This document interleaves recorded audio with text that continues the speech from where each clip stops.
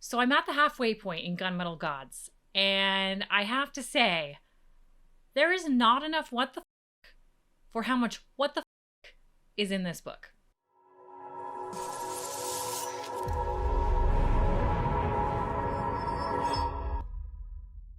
Hey everyone, and welcome to Reading Crossbow. My name is Lana, and I am just one of your hosts in this reading podcast series. We are grim dark meets fantasy / romantic fantasy and sci-fi. My co-host Rob usually recommends grim dark or sci-fi books, and I like to recommend the YA side of fun fantasy. Although I throw in some classics here and there, but today's book was recommended to me by Rob, my co-host, and it is called Gunmetal Gods by Zamil Akhtar. And heck, it's a lot of book. It's a lot of grim, dark fantasy. Although I have to say, so far, it's not what I was expecting. So real quick, if you're new to this channel, there's two of us, myself and Rob. He picks a book every month. I pick a book every month. So it's easy to read along with us if you'd like to. Just 2 short books a month. And this month is his pick, so I'm giving my halfway thoughts. Halfway thoughts episodes are designed to let you know if you should read this book. After this episode, Rob and I will get together and we'll both cover the full book. No spoiler review. You're here to find out, should you read Gunmetal Gods? And wow. So I'm trying to figure out where to start here, but let's just take it from the top as what my expectations were.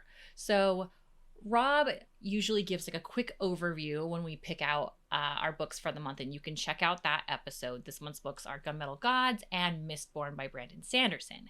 And when Rob described this book, he said, I've talked about Lovecraftian horror, and I would love to get some Lovecraftian horror on this show, like a classic book about these old school gods. So I'm thinking like Cthulhu. I mean, the cover shows this like octopus looking thing with one eye. So I was expecting the whole book to kind of revolve around this type of god. And the back is quite epic. It says, they took his daughter, so Micah comes to take their kingdom. 50,000 gun-toting paladins march behind him, all baptized in angel blood, thirsty to burn unbelievers. So I really thought Micah, this character they're talking about, is going to like kind of fight this god or something. I'm not sure, but I just have to say it's not what I thought. So to get right to it, this book has 2 protagonists, which is kind of cool, and both first-person views. So the chapters switch back and forth. So it goes back and forth between Micah and Keva. And Micah is a paladin from one of the largest cities. It's not, there's multiple kind of holy cities, but think of this as like the big giant kingdom, and he's essentially conquering for his king, and that kingdom believes in an angel.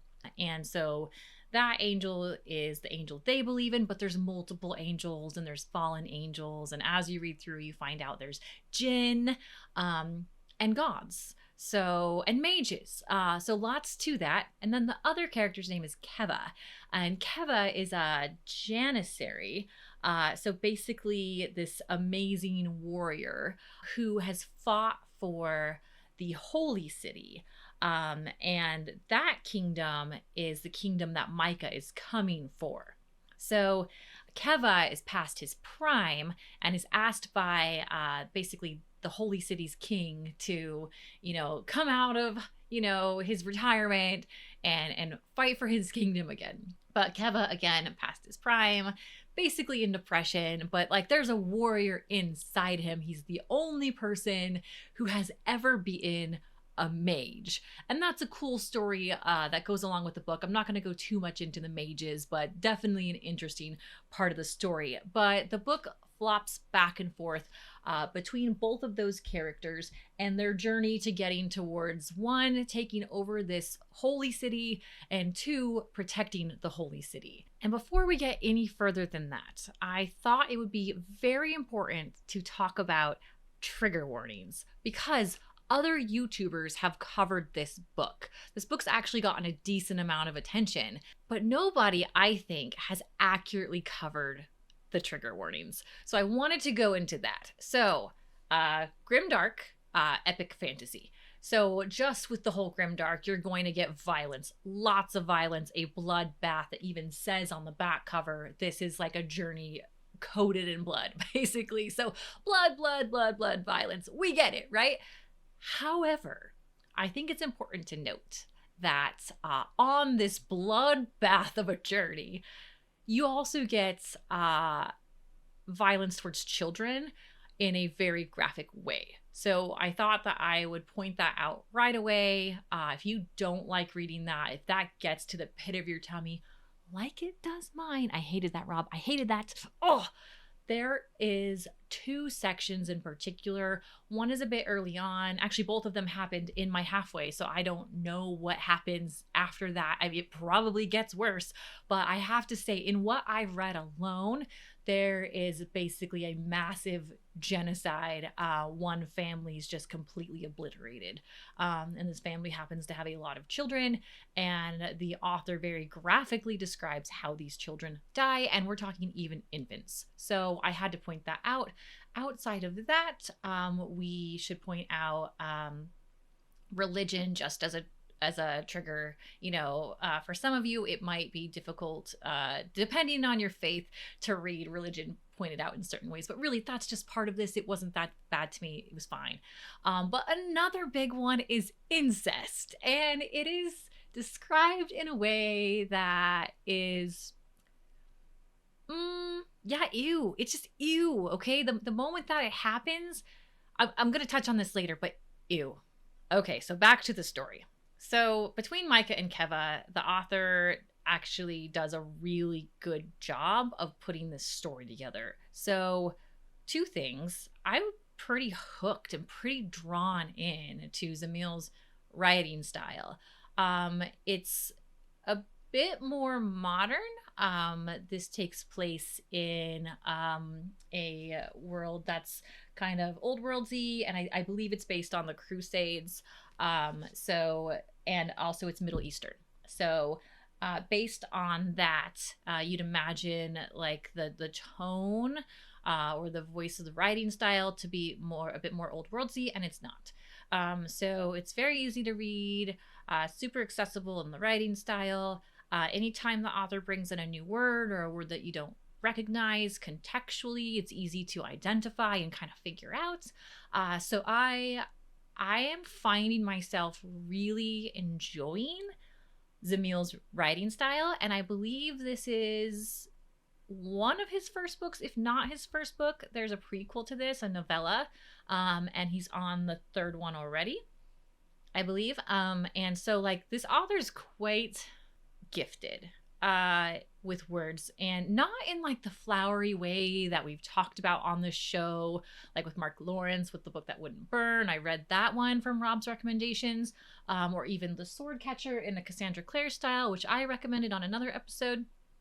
Both those authors write in a way that's very fun to read, a lot of metaphors, a lot of description. And this author's not like that, but it definitely doesn't take away from the story. So in the first half, I found myself enjoying reading it, but the pacing for me is off. And I think I'm one of the first people to say that, because I've looked at a few other reviews to see what other people thought of this author, because I'm mixed. So pacing for me was off. So in order to get halfway in this book, that's about 230-ish pages in, I think I ended up stopping on... Let's see, it was like the end of chapter 16, which puts me at 229. That's where I stopped. And that is a heck of a point, I'll tell you. We'll get there.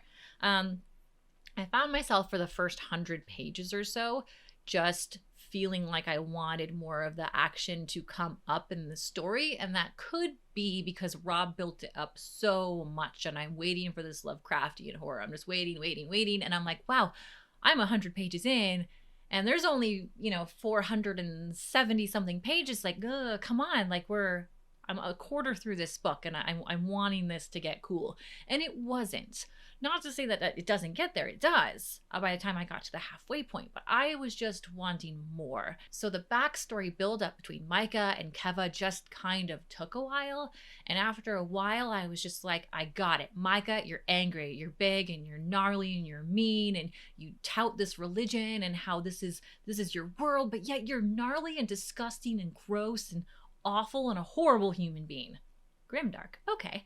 And Keva, it's like, okay, I get it. You once used to be this amazing fighter. Like, but now you've taken this to like some sort of Napoleon Dynamite, like the uncle who talks about his touchdown like in 1994 or whatever it was. I'm like, that's it.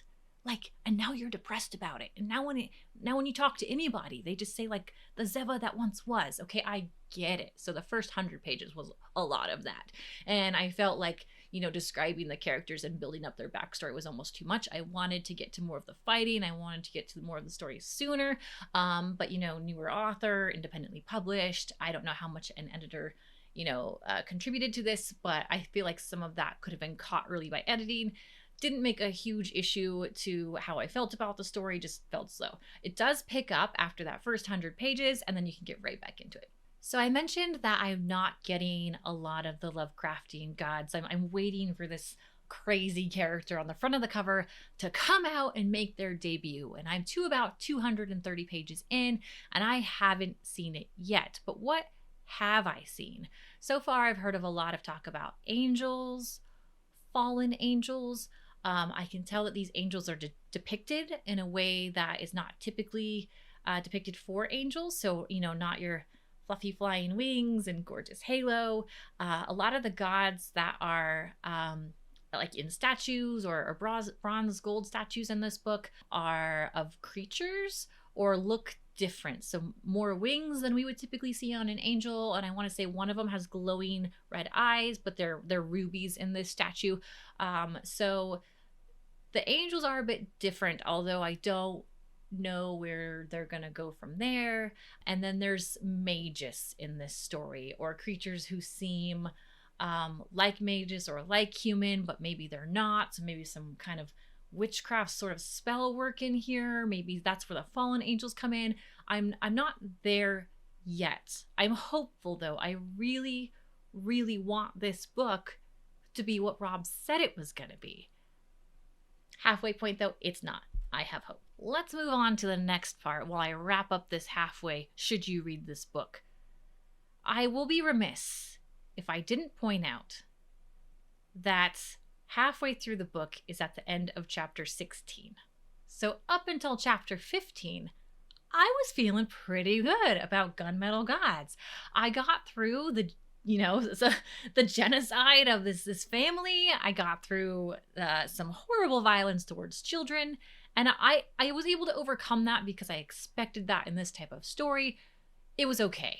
And I've paced well with it. I'm holding this book's hand. I'm going along for the journey. I'm liking the writing until I almost wish I could have done this halfway before chapter 16. Because I feel like chapter 16 to me, this book just took a giant, big fat belly flop into the deep end of the blood red pool. I want to say I'm astonished, but it is a Rob recommended book, so I'm not, yet I still am, and this is where the incest comes in. And I should have mentioned in the trigger warning earlier, rape or attempted rape or rape themes. So in one chapter, or right before that chapter and then into this chapter, we get like attempted rape, non-consensual sex for sure, although not going to say how that ends. And then we also get right into incest. So it was unpleasant. I finished that chapter. The end, it was the stopping point for me for the 230 pages. Like, this is a DNF. I do not want to finish this book. This is not my book. I think I can safely say that for all the viewers. I know a lot of you like Grimdark. I know a lot of you are big fans of Rob's recommendations. I am not. This was uncomfortable for me. I hated every single moment of that chapter. I would have DNF'd this had it not been that I'm on this podcast, and this is the second time this has happened. This is the second book this has happened to me in, but I will finish it. I will complete the book for Rob. I'll get past that. I'm hoping it doesn't get worse than that, because that was just like bleh in my tummy. So I hate you, Rob.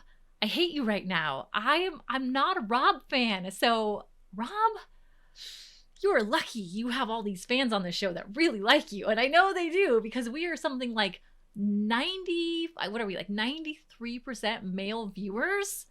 And they're liking your picks. They're liking your book suggestions. So, I mean, hey, if you can get past that chapter, the author's not bad. But at the moment, just based off how I feel, would I recommend you read this book? If you like grim dark or you could handle that kind of stuff, cool. Yes, 100%. This author's kind of badass. He's writing in a really cool way. The story is interesting. I want to see what happens with a few characters that I'm not going to mention in this halfway review. But if you're like me and you read that kind of stuff and you're just like, F, man, tough sell. Really tough sell. But hey, hanging in there. We're gonna be along for this ride. This is just book one of a series of, I want to say there's gonna be 3, but I'm not sure. Don't quote me on that. And we'll find out if this creature makes a debut, if any of these characters are redeemable, because at the moment they are not. So hang in there with us. Please like and subscribe to this channel. We've had a lot of new viewers come to our channel lately, and get this, over 60% of people who watch our shows are not subscribed. So if you want to help out a small channel like us, help us grow, support a really interesting show, because we are a 2-person perspective, please like and subscribe. Thank you so much, and join us next week for mine and Rob's review, where we find out, did I end up enjoying Gunmetal Gods, and what does Rob have to say about it?